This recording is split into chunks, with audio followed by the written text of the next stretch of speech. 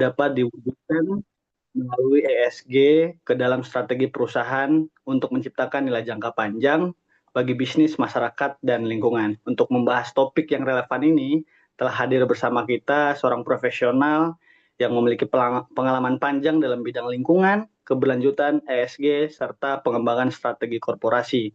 Narasumber kita hari ini adalah Pak Beni Priyatna Kusuma yang telah banyak tadi disampaikan, dikenalkan juga sama Bu Astari. Beliau merupakan lulusan teknik lingkungan dari ITB, kemudian melanjutkan pendidikan magister manajemen bisnis dan administrasi di teknologi di ITB juga, serta saat ini sedang menempuh studi doktoral di bidang keselamatan dan kesehatan kerja di Universitas Indonesia.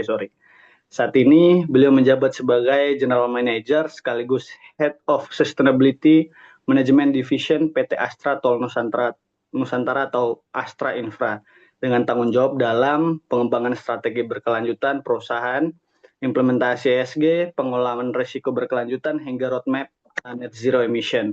Tanpa berlama-lama mungkin saya persilahkan Pak Beni untuk membawakan kuliah umumnya. Baik, terima kasih Mas Febrian ya atas introduction-nya.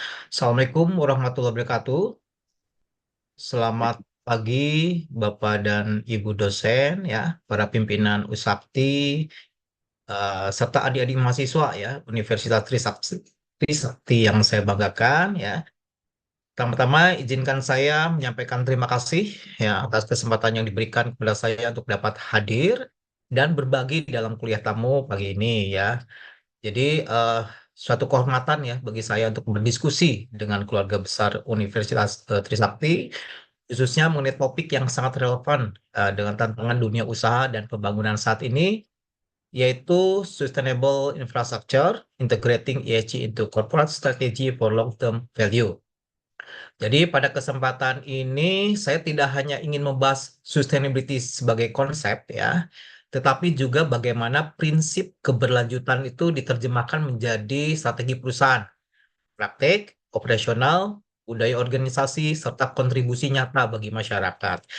Jadi mudah-mudahan sesi ini tidak hanya menjadi paparan satu arah ya, tetapi juga dapat membuka ruang berpikir bagi adik-adik mahasiswa ya tentang bagaimana perusahaan infrastruktur itu dapat tumbuh secara bisnis namun tetap bertanggung jawab terhadap lingkungan, sosial, dan tata kelola. Izin saya share screen eh, Bapak dan Ibu, adik-adik semua ya. Saya masih disable, boleh dibuka ya share screen-nya.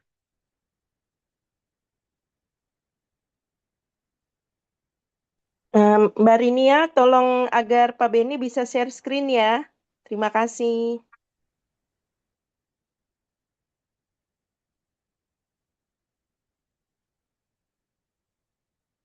Belum. Sebentar, Pak. Oh, Baik, sudah, Pak. Sudah bisa sudah. mungkin, Pak? Baik, Iya, oke. sebentar. Oke, share screen. Oke, sebentar saya stop dulu.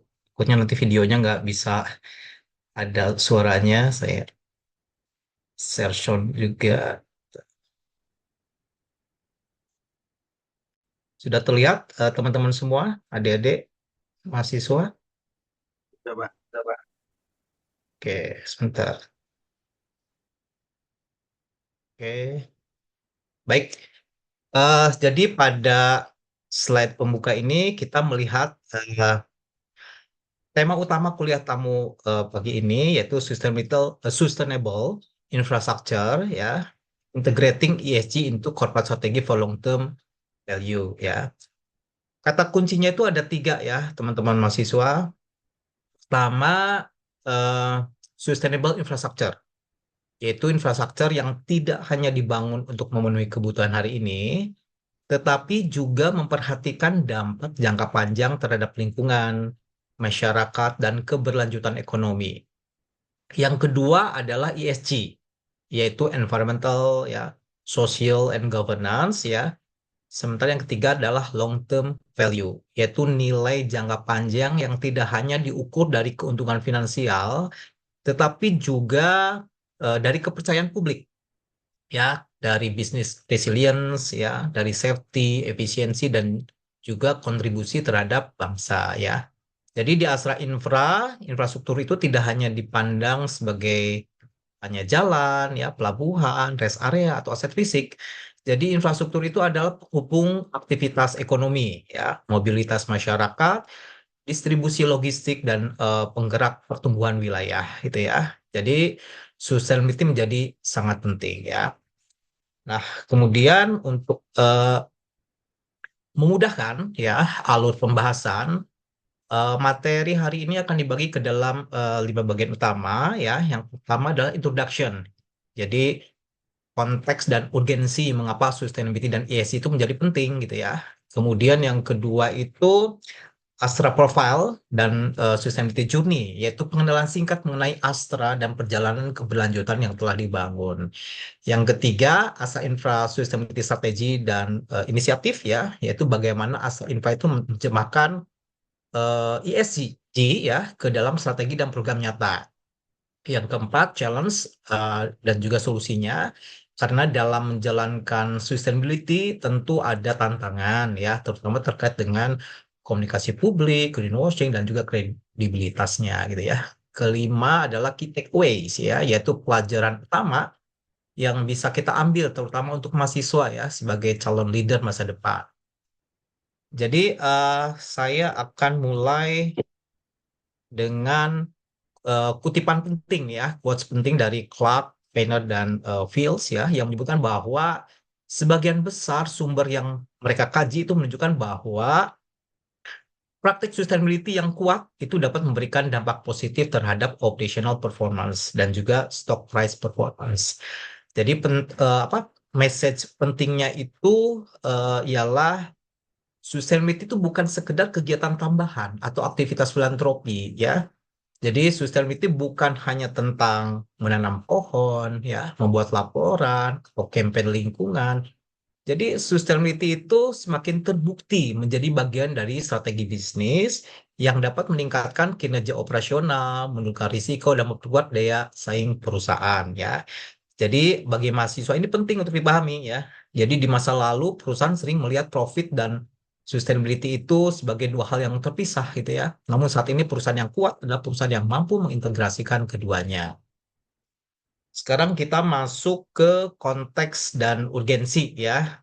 Jadi eh, Bapak dan Ibu sekalian, teman-teman mahasiswa, ya, SDGs atau Sustainable Development Goals itu menggambarkan bahwa tantangan dunia saat ini itu kan saling terhubung, gitu ya.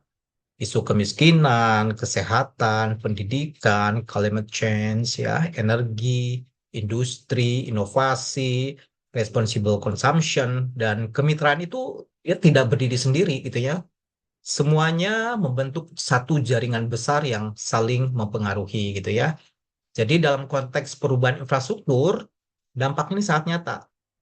Pembangunan jalan tol misalnya, ya, itu tidak hanya bicara soal konstruksi dan mobilitas, ada aspek lingkungan seperti penggunaan energi, emisi, air, limbah, dan biodiversity, gitu ya. Ada aspek sosial seperti road safety, ya, community development, pemberdayaan, UMKM, ya, serta inklusivitas. Ada juga aspek tata kelola, governance, ya, seperti kepatuhan terhadap regulasi, transparansi, risk management, dan juga etika bisnis, ya. Jadi karena itu tantangan sustainability itu harus diselesaikan secara terintegrasi, tidak bisa parsial, tidak bisa hanya dilakukan oleh satu divisi, ya. Jadi sustainability harus menjadi bagian dari strategi perusahaan. Oke, adik-adik semua, ya. Pada slide ini kita masuk ke bagian konteks dan urgensi, yaitu mengapa ESG dan sustainability menjadi semakin penting dalam dunia bisnis saat ini. Jadi ada message besar, ya, yang ingin disampaikan. Yang pertama adalah komitmen ESG itu mempengaruhi perilaku konsumen dan keterlibatan karyawan.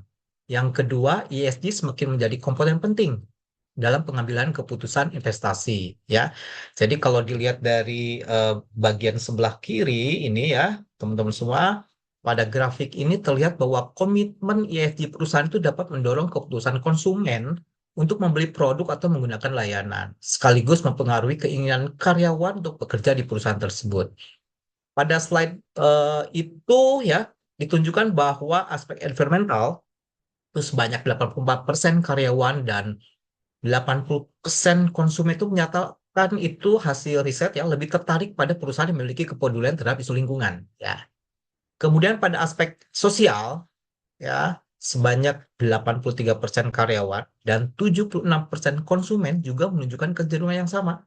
Artinya perusahaan yang peduli pada isu sosial seperti safety, pemberdayaan masyarakat, inklusivitas, dan kesejahteraan karyawan akan lebih diapresiasi oleh stakeholder ya.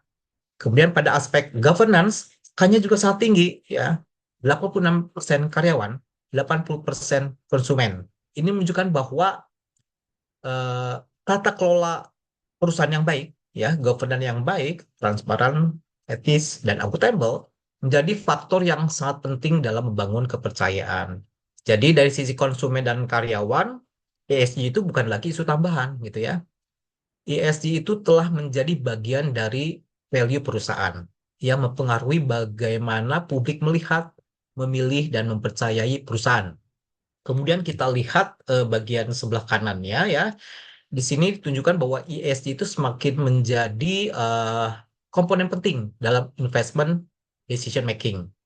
Jadi sebanyak 79% itu respondennya setuju bahwa bagaimana perusahaan mengelola risiko dan peluang ESG itu menjadi faktor penting dalam pengambilan keputusan investasi. Kemudian 76% responden juga setuju bahwa mereka mempertimbangkan eksposur perusahaan ya terhadap risiko dan peluang ESG ketika melakukan screening terhadap peluang investasi.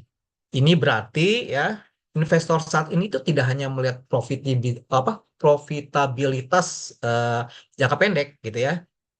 Investor juga melihat apakah perusahaan itu memiliki business resilience gitu ya, compliance terhadap regulasi, reputasi yang baik, pengelolaan risiko lingkungan, serta kontribusi sosial yang jelas, gitu ya.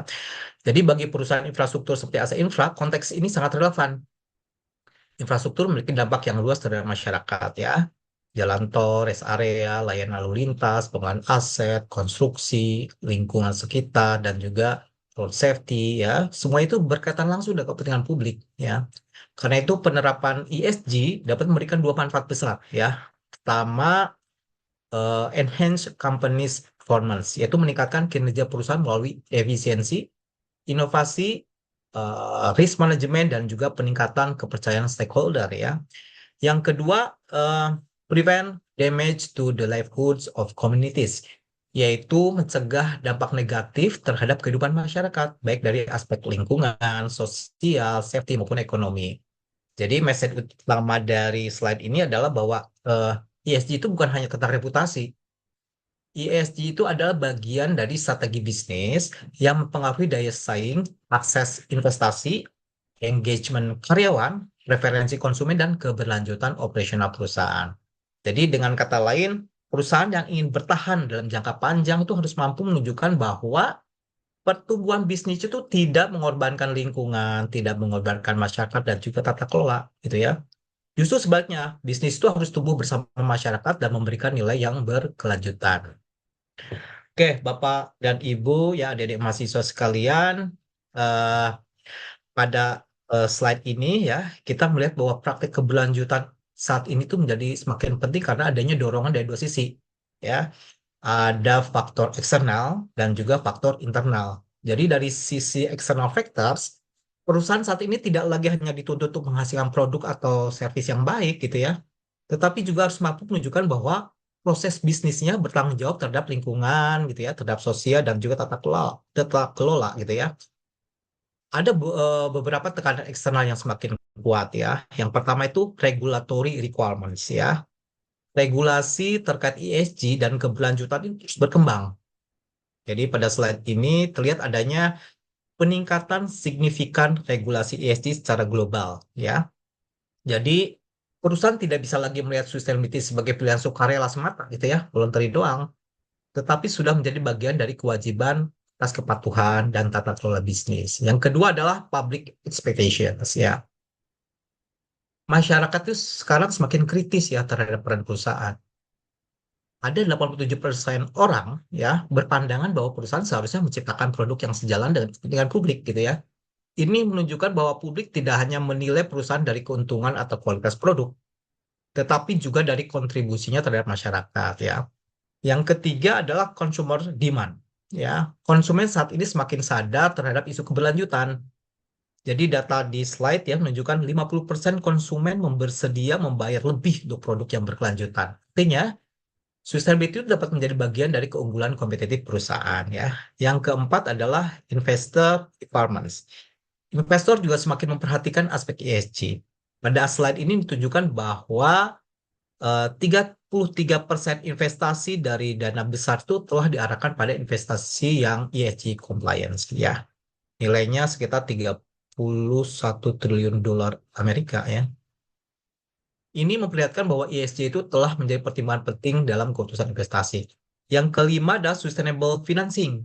Jadi pembiayaan berkelanjutan juga meningkat pesat ya, ada lonjakan sekitar 53% pada instrumen sustainable debt ya, menjadi rekor sekitar 732 miliar dolar AS ya tahun 2020 itu. Jadi akses terhadap pendanaan ya financing di masa depan itu akan semakin dipengaruhi oleh kinerja sustainability perusahaan. Kemudian dari sisi internal factors ya ada dua hal penting yang perlu diperhatikan. Pertama adalah employee expectations. Jadi saat ini karyawan itu tidak hanya ingin bekerja di perusahaan yang stabil secara finansial gitu ya, tetapi juga ingin bekerja di perusahaan yang memiliki nilai, memiliki value atas kepedulian sosial dan juga kepemimpinan yang bertanggung jawab gitu ya. Jadi pada slide ini terlihat bahwa 70% karyawan itu menganggap sikap leadership perusahaan itu terhadap isu sosial menjadi hal yang sangat penting. Yang kedua adalah top management vision. Jadi keberhasilan sustainability itu sangat bergantung pada komitmen pimpinan tertinggi. Jadi data menunjukkan bahwa 44% CEO Fortune 500 itu setuju ya bahwa perusahaan itu harus aktif terlibat dalam isu sosial utama yang relevan dengan bisnis inti mereka gitu ya. Ini berarti sustainability ini tidak cukup hanya menjadi program tambahan di level operasional, tetapi harus menjadi bagian dari visi dan strategi manajemen puncak. Jadi key message-nya adalah sustainability tidak lagi dapat dipandang sebagai aktivitas tambahan atau sekedar program CSR gitu ya. Tapi sustainability itu telah menjadi tuntutan strategis ya yang dipengaruhi oleh regulasi publik ya, konsumen, investor, lembaga pembiayaan, karyawan maupun pimpinan perusahaan gitu ya. Nah, bagi Astra Infra ini hal ini sangat relevan karena bisnis infrastruktur itu berhubungan langsung dengan masyarakat luas gitu ya. Ada jalan tol, rest area, pelabuhan, layanan lalu lintas, pengelolaan aset, safety, lingkungan itu bersentuhan dengan kepentingan publik ya. Karena itu sustainability harus menjadi bagian dari strategi perusahaan, bukan hanya sebagai narasi komunikasi ya, tetapi sebagai praktek nyata dalam operasional sehari-hari. Jadi dengan kata lain, perusahaan yang ingin bertahan dan tumbuh dalam jangka panjang itu harus mampu menjawab ekspektasi seluruh stakeholder, bukan hanya shareholder, tetapi juga ada regulator, gitu ya, ada kementerian, ada masyarakat, ada pengguna jalan, ada investor, ada karyawan maupun lingkungan, gitu ya. Nah, kemudian eh, kita lihat bahwa sustainability itu semakin penting bagi stakeholder ya. Sekarang kita masuk pada pertanyaan mendasar. Mengapa sustainability itu penting bagi perusahaan ya? Pada bagian atas slide ini ya bisa dilihat ya teman-teman semua dapat pesan utama ya key message yang perlu kita underline gitu ya bahwa sustainability itu is not a cost gitu ya. Sustainability itu bukan sekedar biaya tambahan, bukan hanya kewajiban administratif, bukan hanya program CSR, tapi sustainability itu adalah strategic investment ya, yaitu investasi strategis yang melindungi bisnis hari ini dan membuka peluang untuk masa depan ya. Jadi dengan menerapkan sustainability secara konsisten, ya, perusahaan itu dapat meningkatkan long term success, memperkuat competitiveness, dan membangun trust. Ya, tiga hal ini itu sangat penting dalam dunia bisnis ya. Perusahaan yang hanya mengejar keuntungan jangka pendek mungkin bisa tumbuh cepat ya, tetapi belum tentu mampu bertahan lama gitu ya. Sebaliknya perusahaan yang memperhatikan sustainability memiliki fondasi yang lebih kuat ya untuk bertahan menghadapi perubahan regulasi ya ekspektasi publik, risiko lingkungan, dan juga dinamika pasar ya. Jadi sebenarnya ada 4 alasan utama mengapa sustainability penting bagi perusahaan ya. Yang pertama itu regulation compliance ya. Jadi perusahaan itu harus mampu memastikan bahwa seluruh prosesnya, dan tindakan operasional itu sejalan dengan prinsip keberlanjutan dan kepatuhan regulasi. Namun compliance itu tidak boleh hanya dimaknai sebagai memenuhi kewajiban minimum ya. Perusahaan itu perlu melampaui sekedar green rhetoric ya, atau klaim hijau yang hanya terlihat baik di permukaan gitu ya.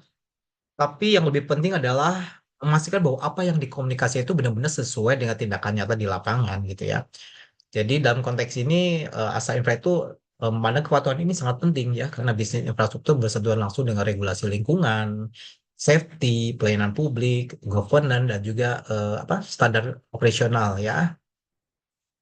Nah, yang kedua adalah eh, organization culture transformation.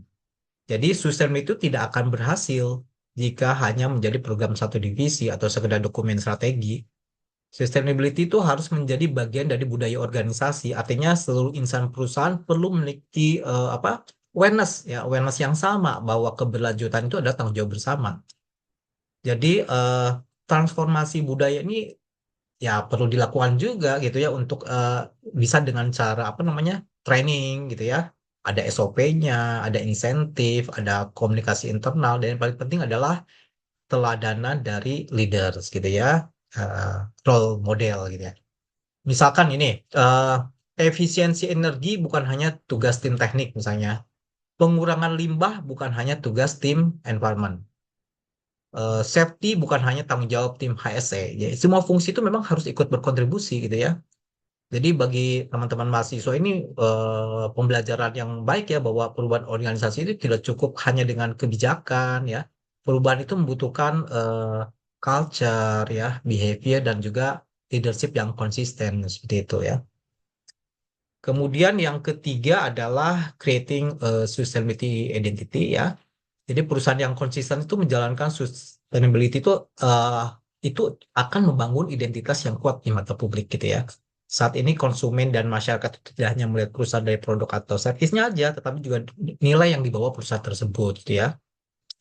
Jadi jika perusahaan menunjukkan kepedulian terhadap isu lingkungan dan sosial, maka persepsi publik itu akan menjadi lebih positif ya.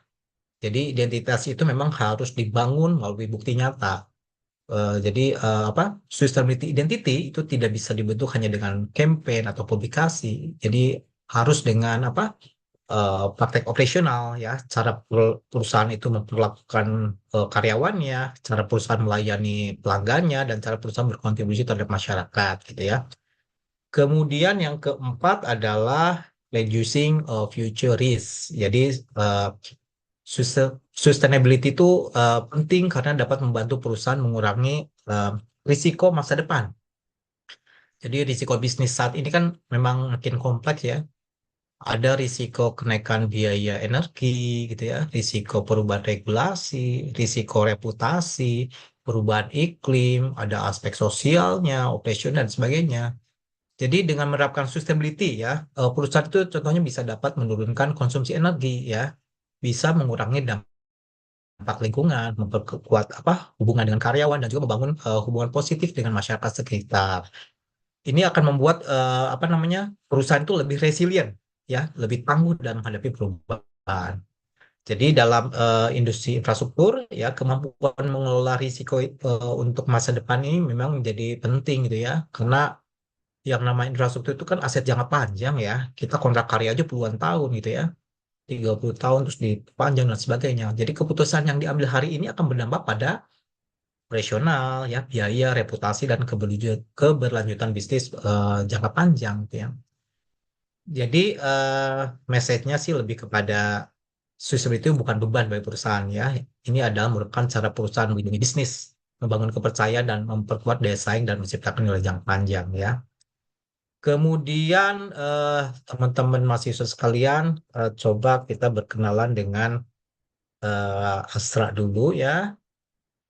Jadi Asra itu lebih dari 270 ya, 283 ya saat ini anak perusahaannya punya moto per aspera ed astra yang berarti through difficulties to reach a star ya. Jadi filosofi ini menggambarkan bahwa pencapaian besar seringkali lahir dari kemampuan melewati tantangan gitu ya.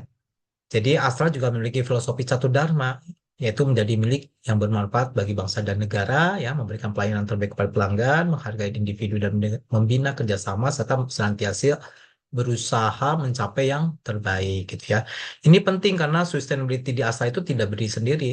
Sustainability dibangun di atas nilai, ya, di atas value perusahaan yang sudah lama hidup dalam organisasi.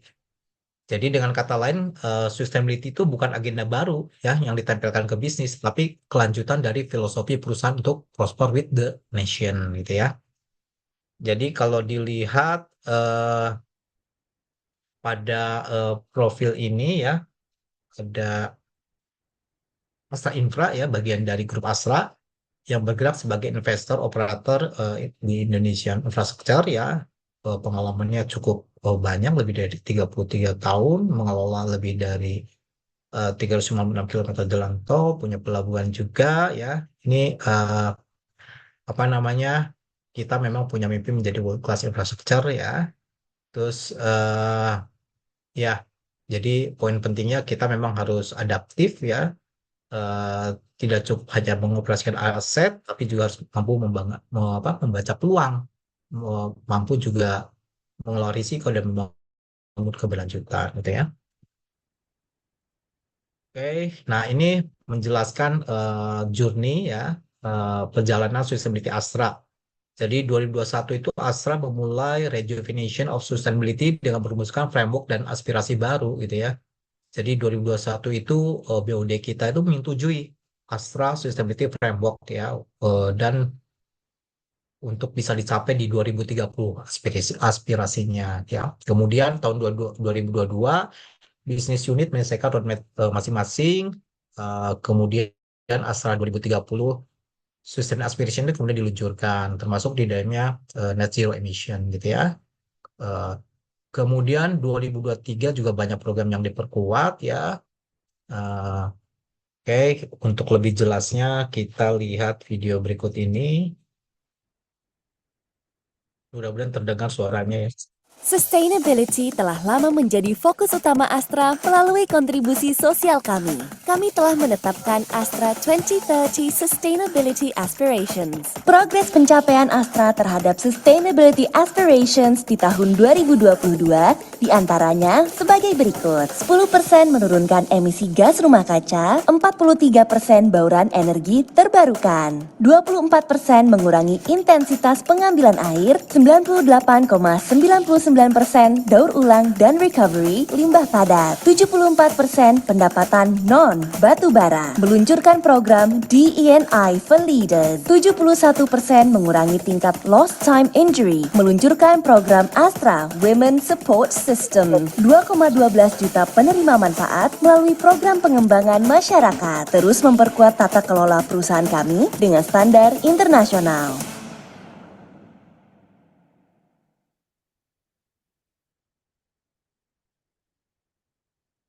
Oke, kita lanjutkan ya teman-teman sekalian.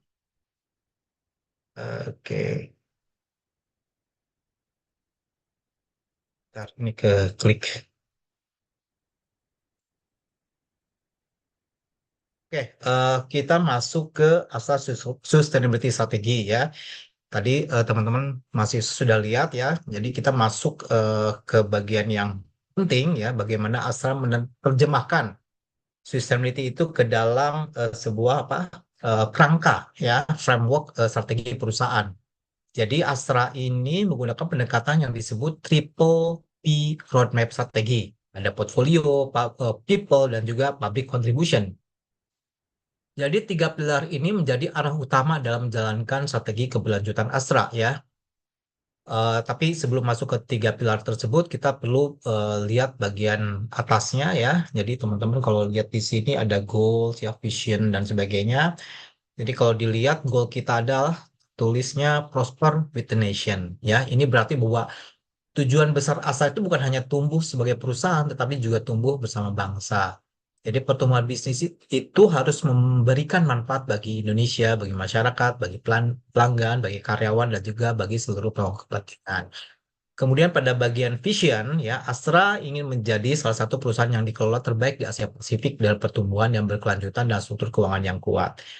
Ya, jadi dari awal kita dapat melihat bahwa sustainability di Astra itu bukan berdiri sendiri, ya. Ini ditempatkan sebagai bagian dari visi perusahaan, ya. Ada strategi pertumbuhan dan juga cara perusahaan menciptakan nilai jangka panjang, ya. Kita masuk ke ketiga pilar utama, ya. Yang pertama adalah ini, ya, bisa dibaca di portfolio, sustainable and resilient. Jadi pada pilar ini Astra berkomitmen untuk melakukan transisi menuju bisnis yang lebih berkelanjutan dan tangguh. Artinya portfolio bisnis itu harus mampu menjawab tantangan masa depan, ya, termasuk perubahan iklim, efisiensi energi, kebutuhan mobilitas, perubahan teknologi, dan juga tuntutan pasar, ya, yang semakin memperhatikan aspek ESG. Jadi dalam konteks ini sustainability bukan hanya tentang mengurangi dampak negatif, ya, tapi juga tentang membangun ketahanan bisnis, ya. Jadi perusahaan itu harus tetap tumbuh, tetap kompetitif, dan tetap relevan dalam situasi yang terus berubah. Eh, Kemudian yang kedua, people, ya, diverse and inclusive. Jadi pada pilar ini Astra menegaskan komitmennya untuk membangun tempat kerja yang beragam dan inklusif, ya. Mengapa ini penting? Karena perusahaan yang berkelanjutan itu tidak hanya membutuhkan aset fisik dan modal finansial gitu, ya, tetapi juga membutuhkan manusia yang kompeten, yang sehat, ya, yang selamat, yang aman, dihargai, dan juga memiliki kesempatan berkembang, ya. Jadi people ini menjadi bagian penting dari sustainability, ya, karena keberhasilan strategi perusahaan itu sangat bergantung pada kualitas sumber daya manusia. Jika karyawan merasa dilibatkan, ya, dihargai dan diberi ruang untuk berkembang, maka perusahaan akan memiliki budaya kerja yang lebih kuat, ya. Jadi dalam konteks ESG, pilar people itu menjawab isu safety, K3, keselamatan dan kesehatan kerja gitu, ya, pengembangan kompetensi, keberagaman, inklusivitas, kesetaraan kesempatan, juga engagement karyawan, ya. Jadi bagi mahasiswa, ya, ini menjadi message penting nih. Jadi sustainability bukan hanya urusan lingkungan saja gitu, ya. Sustainability itu juga berbicara tentang bagaimana perusahaan memperlakukan manusia di dalam organisasi, ya. Nah, pilar ketiga adalah public contribution, ya, empowering community. Pada pilar ini, Astra berkomitmen untuk memberdayakan dan mendukung masyarakat agar memiliki masa depan yang lebih baik, ya. Ini menunjukkan bahwa perusahaan tidak hidup sendiri. Perusahaan berada dalam ekosistem sosial yang lebih luas, ya. Kontribusi ke masyarakat itu bisa berbentuk program pendidikan, kesehatan, lingkungan, kewirausahaan, ya, dan lain-lain gitu, ya, yang memiliki dampak nyata seperti itu. Nah, kemudian ada dua pondasi penting sebetulnya Bapak dan teman-teman mahasiswa semua. Bisa dilihat di bawah ini, ya, ada good corporate governance sebagai key enabler. Jadi ini berarti bahwa seluruh strategi sustainability itu harus dijalankan dengan tata kelola yang baik gitu, ya. Jadi tanpa tata kelola yang kuat, sustainability itu hanya sekedar slogan aja. Jadi good corporate governance itu memastikan bahwa keputusan perusahaan itu dilakukan secara transparan, ya, akuntabel, etis, dan sesuai dengan regulasi. Yang kedua adalah Catu Dharma. Catu Dharma ini adalah core foundation-nya. Ini adalah value dasar bagi Astra, ya, menjadi fondasi dalam menjalankan bisnis. Jadi nilai ini mengarahkan Astra untuk menjadi perusahaan yang bermanfaat bagi bangsa, memberikan pelayanan terbaik, menghargai individu dan kerjasama, dan terus berusaha mencapai yang terbaik gitu, ya. Jadi kita lihat secara keseluruhan, ya, slide ini menunjukkan bahwa strategi sustainability Astra itu dibangun secara berlapis, ya, seperti itu. Oke, eh, jadi nanti teman-teman mahasiswa, ya, perlu dipahami bahwa dunia kerja ke depan itu membutuhkan apa namanya, profesional yang tidak hanya memahami profit, ya, tetapi juga memahami apa, bagaimana perusahaan itu menciptakan nilai, ya, value secara bertanggung jawab dan berkelanjutan gitu. Oke, berikutnya, ya, sebenarnya sudah dibahas tadi ya triple key roadmap strategi sebagai kerangka besarnya. Kita juga bisa melihat bagaimana strategi tersebut diterjemahkan menjadi program prioritas yang lebih konkret ya melalui Astra 2030 Sustainability Flagship. Jadi pada slide ini terdapat 7 flagship program yang menjadi arah utama Astra dalam menjalankan sustainability menuju tahun 2030.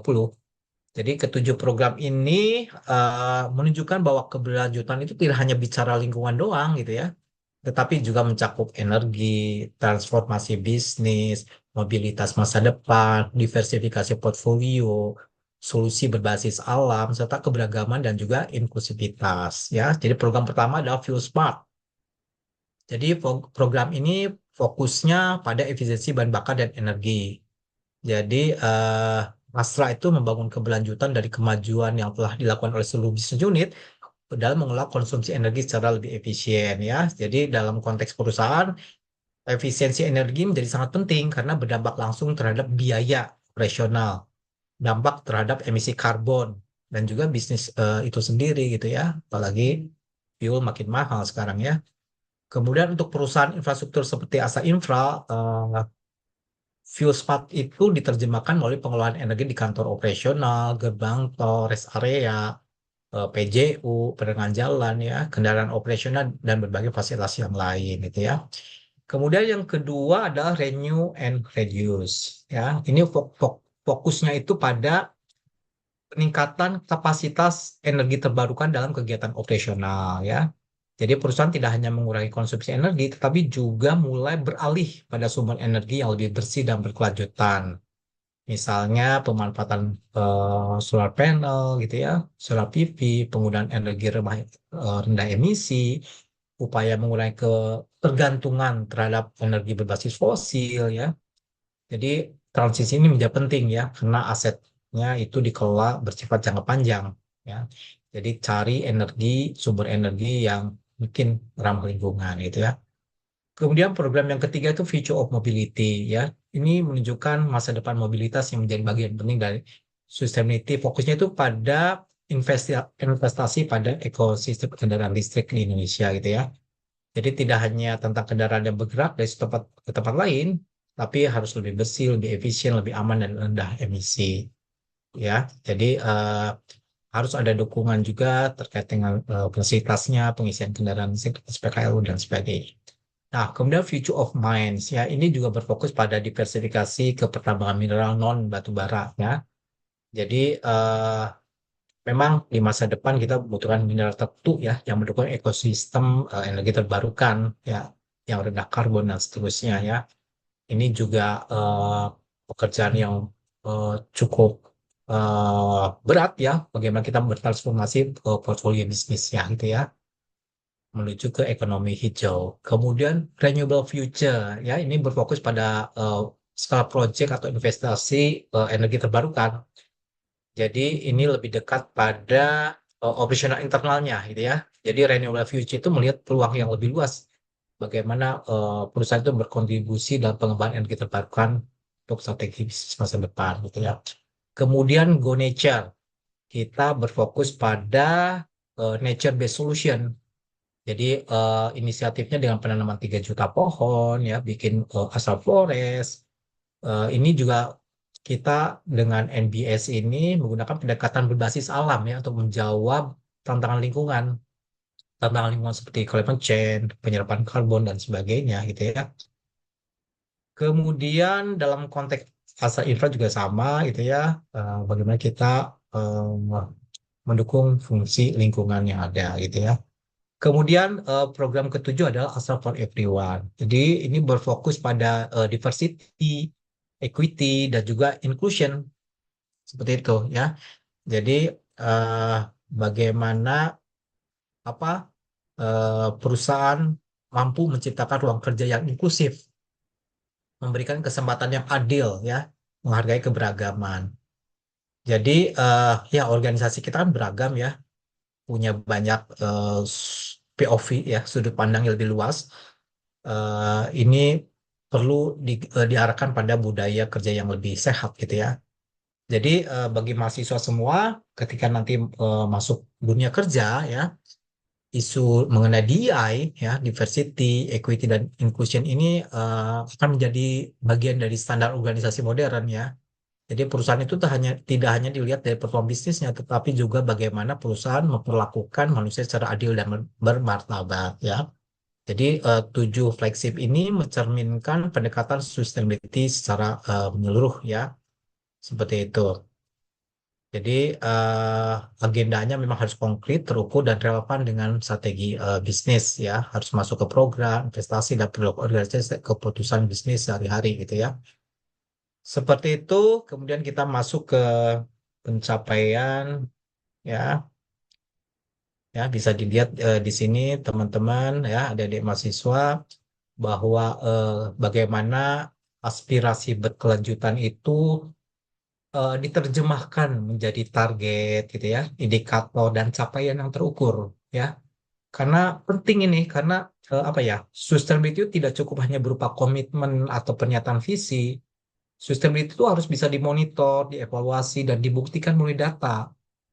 Ya, oleh karena itu ASA itu menggunakan progress tracker untuk melihat sejauh mana capaian terhadap target yang sudah ditetapkan. Ya, kebayang perusahaannya 283, bagaimana memastikan sustainability aspiration, sustainability metric ini bisa dicapai, gitu, ya. Seperti itu. Target terkait dengan lingkungan, target terkait dengan renewable energy, water, solid waste, dari sisi people-nya, gitu, ya, dari sisi apalagi public contribution-nya. Jadi kita targetkan 2,5 juta beneficiaries, gitu, ya. Bagaimana bagaimana ini bisa dicapai sampai 2030, gitu, ya.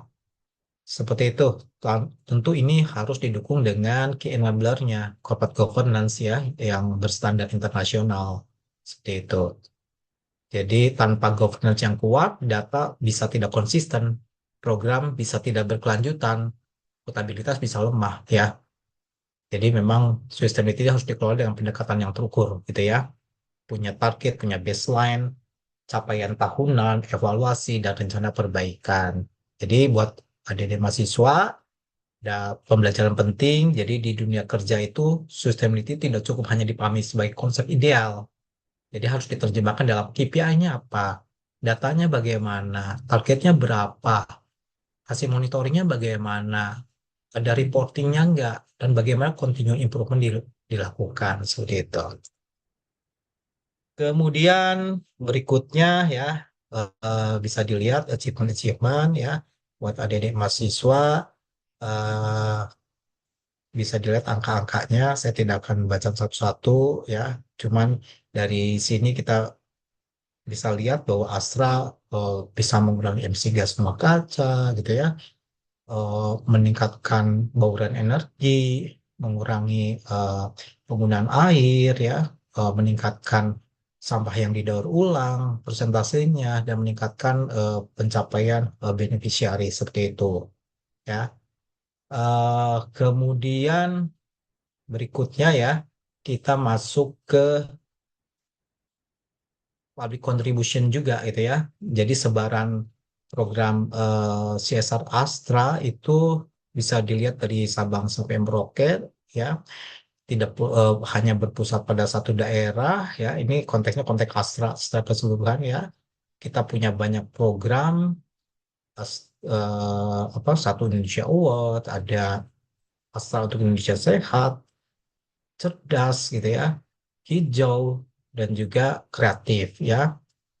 Jadi pesan utamanya, ya, bahwa sustainability itu bukan tentang perusahaan mengurangi emisi atau melalui limbah saja, tapi bagaimana perusahaan itu juga menciptakan nilai sosial yang nyata, ya, capacity building untuk masyarakat, dan juga mendukung pembangunan yang inklusif, ya. Jadi konteks ESG pada saat ini memang kuat di aspek sosialnya, ya, yang juga connect dengan environmental dan governance, ya. Jadi kayak misalkan program lingkungan membutuhkan tata kelola yang baik, program UMKM membutuhkan pendampingan yang berkelanjutan, program kesehatan dan pendidikan membutuhkan kolaborasi dengan masyarakat dan pemangku kepentingan lokal, gitu, ya. Seperti itu. Jadi pembelajaran pentingnya adalah kontribusi sosial dari perusahaan itu harus terstruktur, terukur, tersebar dan berkelanjutan ya, bukan hanya secara jumlah, tapi juga memiliki arah, dampak dan keberlanjutan. Seperti itu ya. Kemudian berikutnya dari sisi Astra Infra pun kita punya apa tagline Advancing the Nation Infrastructure ya, bahwa kita mendukung terwujudnya pembangunan infrastruktur yang berkelanjutan, tidak hanya dipandang sebagai aset fisik ya. Eh, jadi pembangunan infrastruktur juga harus dilakukan dengan pendekatan yang juga memperhatikan aspek safety, environment, efisiensi, governance, dan juga manfaat sosial bagi masyarakat ya. Seperti itu. Kemudian ini 3 arah utamanya ya, improve operation excellence gitu ya. Kemudian ensure the successful implementation good corporate governance ya, increasing organization effectiveness. Kemudian kita juga punya green strategi, green process, green product, green employee, upaya untuk memenuhi critical point-nya dan juga regulasinya seperti itu. Dan berupaya untuk memenuhi kriteria jalan tol berkelanjutan gitu ya. Seperti itu. Kemudian berikutnya, nah ini kita juga diminta untuk membuat roadmap-nya supaya arahnya jelas gitu ya. Masing-masing tahun itu punya tematik tersendiri sehingga mimpi kita adalah di 2030 menjadi aset infrastruktur ya, menjadi pride of the nation seperti itu. Oke, kita lihat juga public contribution-nya ya. Oke.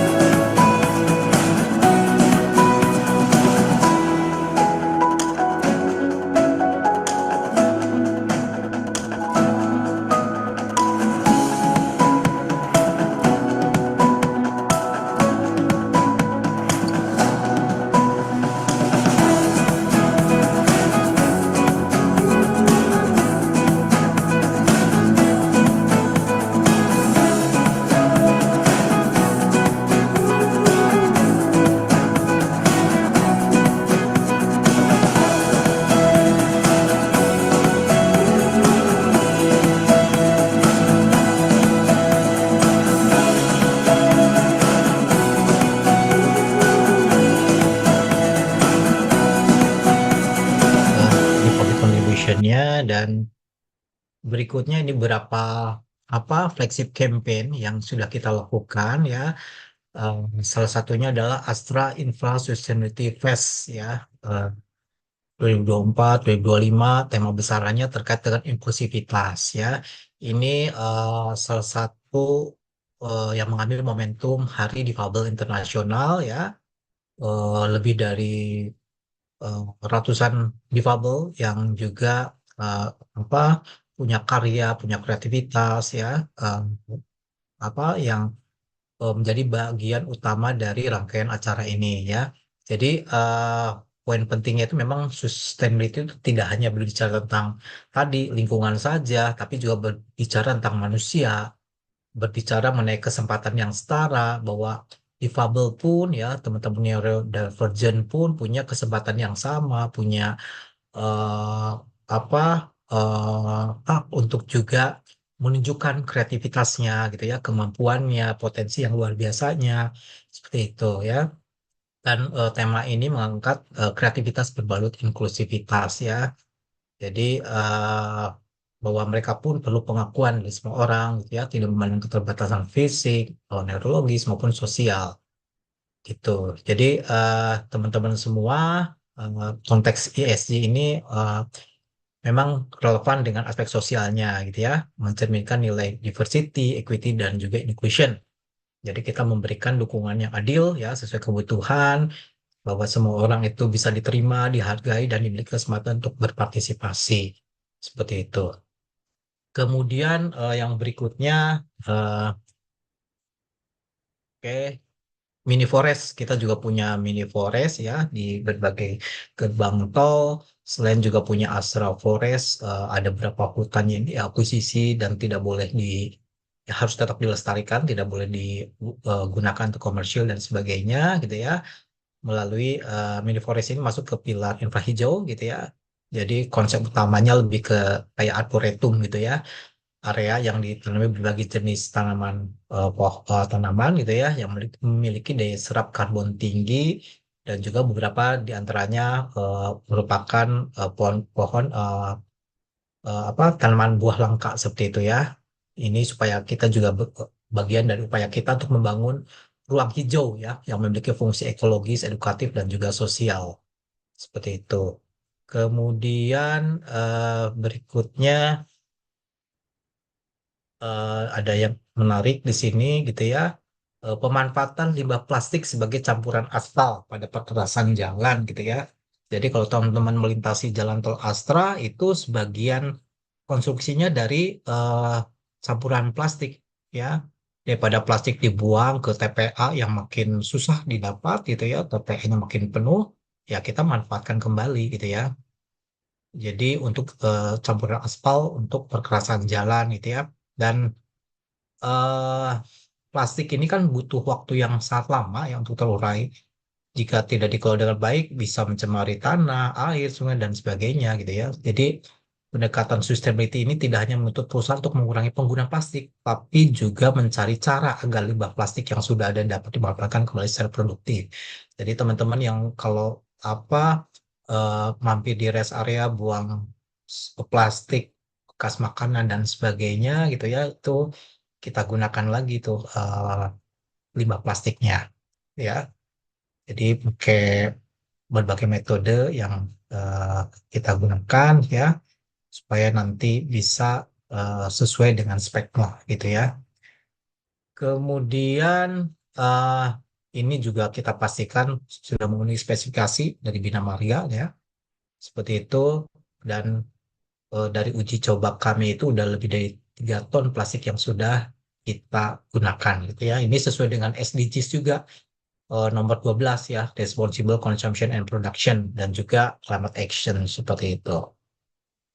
Kemudian kami juga mendapatkan apa beberapa award gitu ya, Green Toll Road ya dari Badan Sertifikasi Internasional dengan level gold gitu ya, dan juga dari Kementerian Pekerjaan Umum sebagai juara satu jalan tol berkelanjutan dari Kementerian PUPR, rest area terbaik di Resta Pendopo kilometer 456 Semarang Solo. Ya teman-teman kalau ke arah timur gitu ya, mampir di kilometer 456 Semarang Solo, itu ada rest area yang menghubungkan sisi kiri kanannya, yaitu kalau mau lihat inisiatif sustainability ESG bisa mampir gitu ya, sembari belanja di situ ya.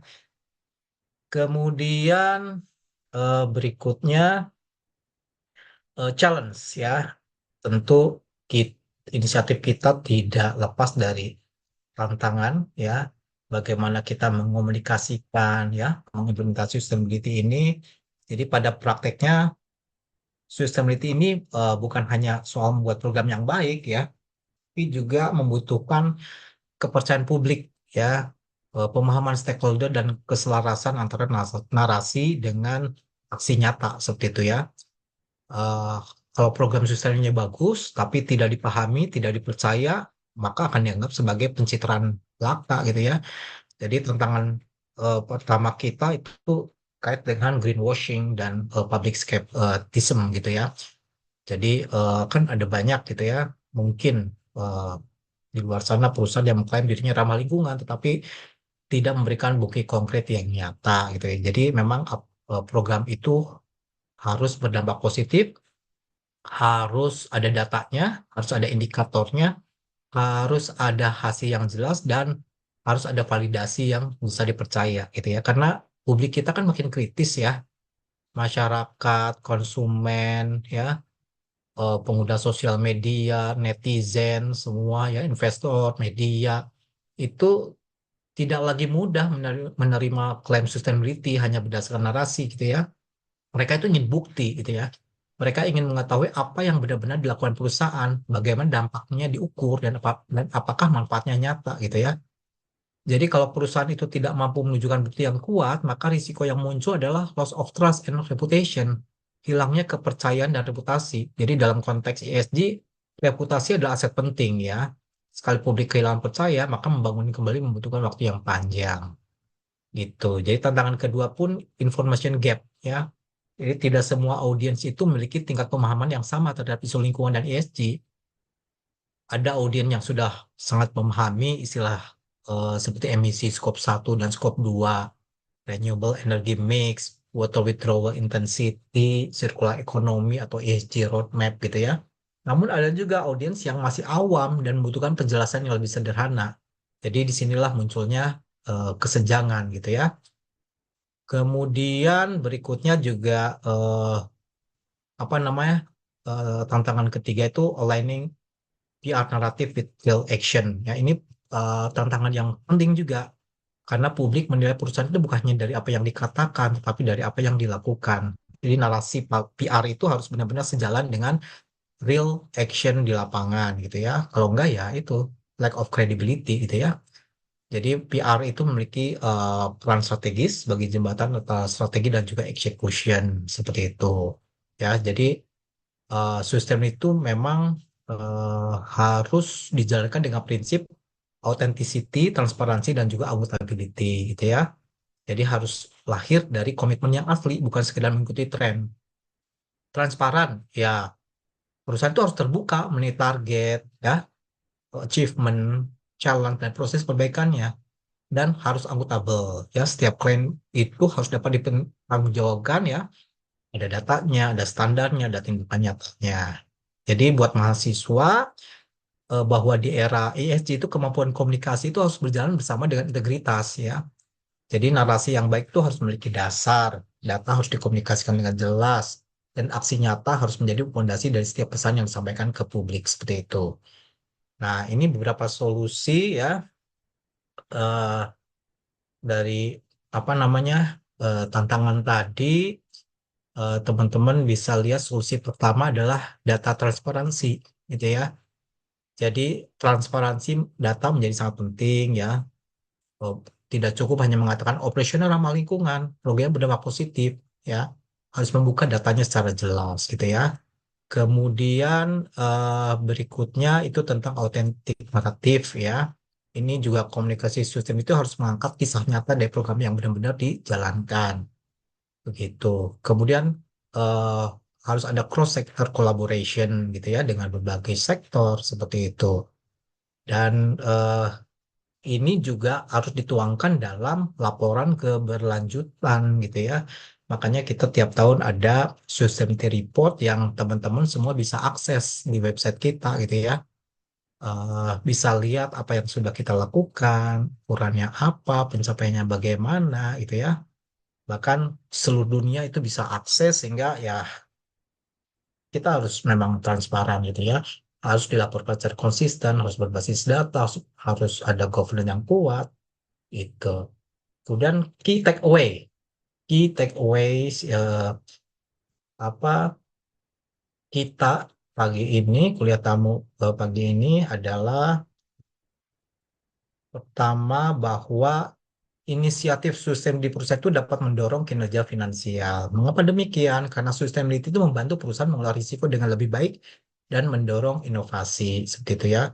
Contohnya perusahaan melakukan efisiensi energi, maka perusahaan tidak hanya mengurangi emisi, tetapi juga dapat menurunkan biaya operasional. Jadi ketika perusahaan mengelola limbah dengan baik, perusahaan itu tidak hanya menjaga lingkungan, tetapi juga mengurangi risiko kepatuhan dan risiko reputasi. Apalagi sekarang kan Gakumnya KLH sudah bikin apa press list. Anda melanggar lingkungan sekian, maka penaltinya sekian juta. Anda melebihi baku mutu lingkungan, IPAL-nya, maka penaltinya sekian juta. Itu total bisa miliaran gitu ya. Jadi teman-teman jurusan teknik lingkungan lulusannya akan banyak dibutuhkan oleh perusahaan gitu ya, karena itu tadi bagaimana memastikan bahwa isu-isu lingkungan itu bisa dipastikan memenuhi regulasi ya. Untuk itu sistem itu juga mendorong apa inovasi ya. Kan di kita inovasi itu dikompetisikan tiap tahun antar function gitu ya. Kemudian yang kedua, ESG investing itu dapat memberikan downside protection ya pada masa krisis. Ya, artinya perusahaan itu memiliki praktek ESG yang baik itu cenderung memiliki daya tahan yang lebih kuat ketika menghadapi tekanan eksternal gitu ya. Jadi perusahaan yang baik biasanya memiliki governance yang kuat, risk management yang lebih matang, hubungan dengan stakeholder yang lebih kuat, dan reputasi yang lebih stabil gitu ya. Nah, kesimpulan besar dari kuliah kamu pagi ini, sustainability bukan sekedar biaya, bukan sekedar kewajiban pelaporan, bukan sekedar aktivitas CSR. Sustainability adalah strategic investment.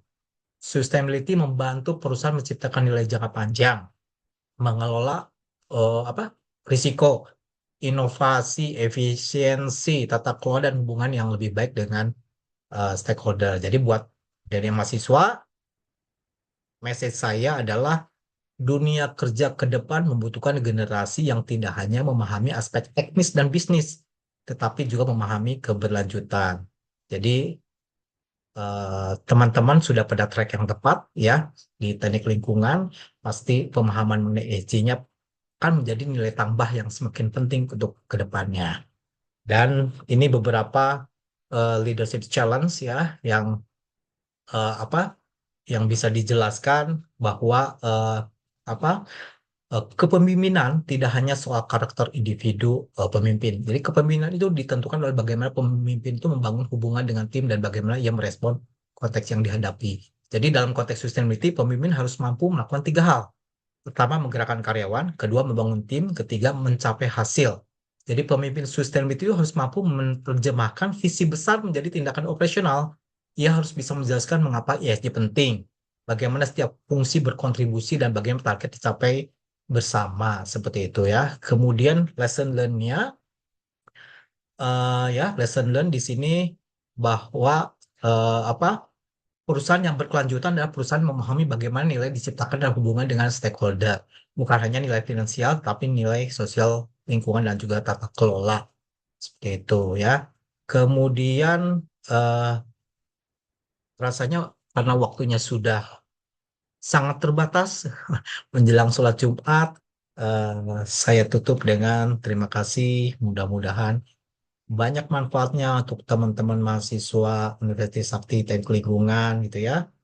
Eh, saya kasih kesempatan kalau memang ada pertanyaan dari teman-teman semua gitu ya. Wassalamualaikum warahmatullahi wabarakatuh. Baik, terima kasih untuk saya rasa ini menarik sekali ya buat teman-teman mahasiswa untuk apa namanya bertanya, karena bagaimanapun pencapaian yang saat ini tadi sudah dijelaskan banyak oleh Pak Beni mengenai bagaimana efisiensi yang dilakukan sama PT Astra Infra mengenai efisiensi apa namanya penggunaan energi, kemudian menurunkan emisi karbon. Bagaimanapun juga itu adalah apa namanya kerja daripada Pak Beni itu sendiri dan tim. Nah, ini kesempatan menarik nih buat teman-teman bertanya ke Pak Beni langsung. Mungkin ada yang mau bertanya, silakan raise hand atau bisa langsung online.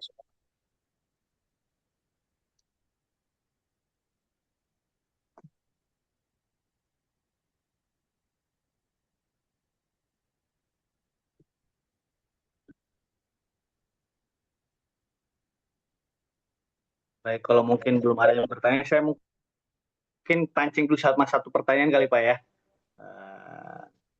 Jika mahasiswa teknik lingkungan ingin berkarir di bidang ESG dan sustainability, kompetensi apa nih Pak yang perlu kita siapkan sejak sekarang selain kompetensi teknis? Iya, itu aja pertanyaannya. Iya Pak. Oke, baik teman-teman semua ya jurusan teknik lingkungan. eh, Pertanyaan ini sangat baik ya, karena saat ini ESG itu bukan lagi bidang yang hanya membutuhkan orang lingkungan hidup atau CSR ya. Jadi ESG itu membutuhkan talenta multidisiplin ya, karena implementasi itu mencakup environmental, sosial, dan juga governance yang terintegrasi dengan strategi bisnis. Jadi ada sekitar ya beberapa kelompok kompetensi yang dibutuhkan ya untuk teman-teman teknik lingkungan Universitas Trisakti. Bagaimana teman-teman itu mempunyai pemahaman dasar mengenai ESG itu sendiri ya. Jadi teman-teman itu harus memahami terkait dengan SDGs, ESG framework, climate change ya, carbon emission, circular economy, renewable energy, corporate sustainability, stakeholder engagement dan sebagainya, dan beberapa standar yang digunakan di perusahaan ya. Jadi kita dalam membuat sustainability report itu kan menggunakan GRI standar ya. Nah, itu teman-teman ketika nanti diberikan pekerjaan untuk menyusun sustainability report ya harus paham GRI standar itu seperti apa gitu ya. Kemudian TCFD, ISO 14001, ISO 45001, ya, ISO 26001, ya itu teman-teman paling nggak paham gitu ya. Biasanya di sesi interview dengan user itu bisa ditanya, ya. Teman-teman harus mampu menjelaskan. Kemudian juga teman-teman harus mampu melakukan collecting maupun pengolahan data ya, karena kan harus dianalisa, di report dan sebagainya gitu ya. Tapi nanti juga biasanya diajarin gitu ya. Kemudian juga ya pasti ini harus didukung dengan bagaimana teman-teman eh, minimal apa pengolahan data sederhana ya, statistik ya, SPSS atau apa Excel dan sebagainya. Teman-teman harus harus eh, paling tidak bisa gitu ya mengoperasikannya. Dan yang tak kalah penting kemampuan berkomunikasi gitu ya. Karena kan stakeholder kita itu di perusahaan banyak sekali gitu ya. Bukan hanya masyarakat sekitar, bukan hanya karyawan, bukan hanya manajemen, shareholder dan sebagainya, tapi ada pemerintah, ada investor, ada pelanggan. Maka kemampuan yang dibutuhkan terkait dengan public speaking gitu ya, karena kan teman-teman harus menginfluence ya, menginfluence karyawan lain untuk bergerak sama-sama untuk menjalankan ESG ini, gitu ya. Teman-teman harus presentasi, harus bernegosiasi, gitu ya. Maka kemampuan strategi komunikasi ke publik, ke sosial media, bagaimana nanti engage dengan community di sekitarnya itu butuh soft skill komunikasi yang baik. Selain juga bagaimana teman-teman bisa menulis yang baik untuk laporan keberlanjutan gitu ya. Tentu eh, aspek yang lain seperti leadership juga penting gitu ya. Karena teman-teman itu nanti di lapangan jadi change agent kan, memimpin perubahan seperti itu. Jadi memang harus apa punya kapabilitas sebagai leader juga karena harus berkolaborasi dengan lintas fungsi. Bayangkan teman-teman dari teknik lingkungan harus kolaborasi dengan bagian C, human capital, ya harus menggerakkan tim engineering, tim operation dan sebagainya gitu ya. Itu butuh eh, apa teamwork yang baik ya, sehingga ya dari sekarang teman-teman belajar berorganisasi, belajar komunikasi, public speaking dan sebagainya gitu ya. Selain juga teman-teman juga mampu memahami bisnis model perusahaan supaya nanti tetap relevan. Apa yang teman-teman lakukan itu kontekstual dan relevan dengan bisnis perusahaan, lebih strategik gitu ya. Jadi paling enggak ya bisa ngebaca eh, hasil risk management gitu ya, bisa mengelola, bisa menyusun dan sebagainya. Seperti itu. Jadi PR-nya kayaknya banyak banget gitu ya. Tapi jangan takut, kita kan sekarang di era keterbukaan informasi itu ya teman-teman. Jadi apapun bisa dipelajari, jangan hanya mengandalkan apa yang diberi oleh universitas, tapi harus proaktif, apa mencari tahu, proaktif, belajar mandiri dan seterusnya. Karena dunia ini sekarang sangat berubah ya, sangat transparan, sangat terbuka. Hanya orang yang bisa beradaptasi yang bisa bertahan gitu ya. Selamat buat Teknik Lingkungan Trisakti, mudah-mudahan maju terus gitu ya, bisa eh, berbuat eh, apa banyak nanti di dunia kerja dan seterusnya, sehingga bisa memberikan kontribusi pada Indonesia gitu. Itu aja dari saya. Terima kasih Mas. Sekali Pak ya, saya rasa penting ya sekali selain skill set mengenai teknis tadi, saya rasa juga bagaimanapun kalau misal kita bisa mengolah data tapi tanpa bisa mengkomunikasikan dengan baik, saya rasa percuma gitu juga Pak ya. Jadi kita harus ada soft skill mengenai public speaking, bagaimana leadership itu dikembangkan di publik. Saya rasa itu juga penting nanti di dunia karir. Ya. Mungkin karena waktunya juga mepet Pak ya, kita tutup saja mata kuliah umum ini. Saya rasa dari mata kuliah umum ini, hari ini kita belajar bahwa keberlanjutan bukan lagi sekedar isu lingkungan, melainkan bagian strategi, bisnis, dan pembangunan masa depan. ESG mengajarkan kita bahwa keberhasilan sebuah organisasi tidak hanya diukur dari keuntungan yang dihasilkan hari ini, tetapi juga dari bagaimana organisasi tersebut atau perusahaan tersebut mengelola dampak terhadap lingkungan, masyarakat, dan tata kelola untuk menciptakan nilai yang berkelanjutan. Semoga wawasan yang telah diberikan sama Pak Beni hari ini kita dapat membuka perspektif baru bagi kita semua, khususnya mahasiswa teknik lingkungan Universitas Trisakti, mengenai luasnya peran dan peluang karir di bidang sustainability dan ESG. Terima kasih Pak Beni atas ilmu, pengalaman, dan inspirasi yang telah dibagikan pada kita semua. Mungkin saya tutup mata kuliah umum ini. Terima kasih Pak. Saya kembalikan Oke, ke sampai ketemu lagi. Sehat-sehat selalu semuanya. Saya izin live ya. Assalamualaikum. Terima kasih Pak Benny, terima kasih Febrian. Ini perlu on cam tidak Bu untuk Belum absensi? foto semua ya kayaknya ya. Ya, teman-teman Mungkin mahasiswa mahasiswa. masih tidur mungkin ini. Luar biasa, tidak ada yang bersuara tadi untuk bertanya ini Bu. Boleh on cam semuanya untuk absensi.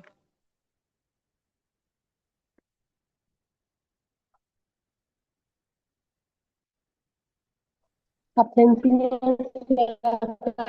di link daftar hadir ya. Ya, jangan lupa juga ya buat diisi link G-form-nya buat absensi.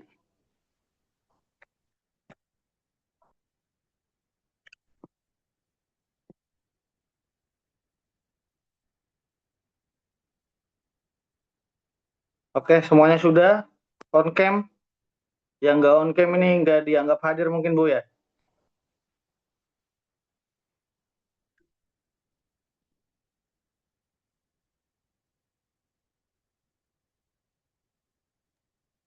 Iya mahasiswa pada on cam.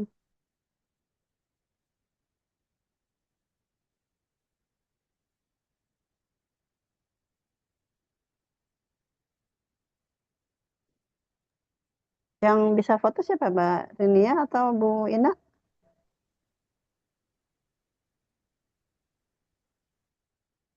Foto Bu Boleh dari saya, Bu.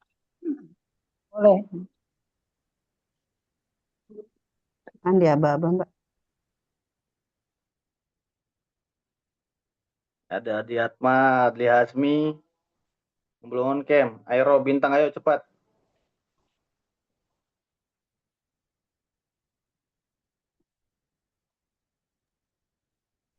Izin foto ya, Bu. Ada 3 slide. Slide 1 dulu. 1, 2, 3. Slide 2. 1, 2, 3. Oke. Slide 3. 1, 2, 3. Sudah, Ibu. Terima kasih Mbak Ririn. Terima kasih sekali lagi Pak Benny. Terima kasih Febrian dan mahasiswa yang hadir. Sama-sama, Bu. Terima kasih, Bu. Terima kasih Bu Ina.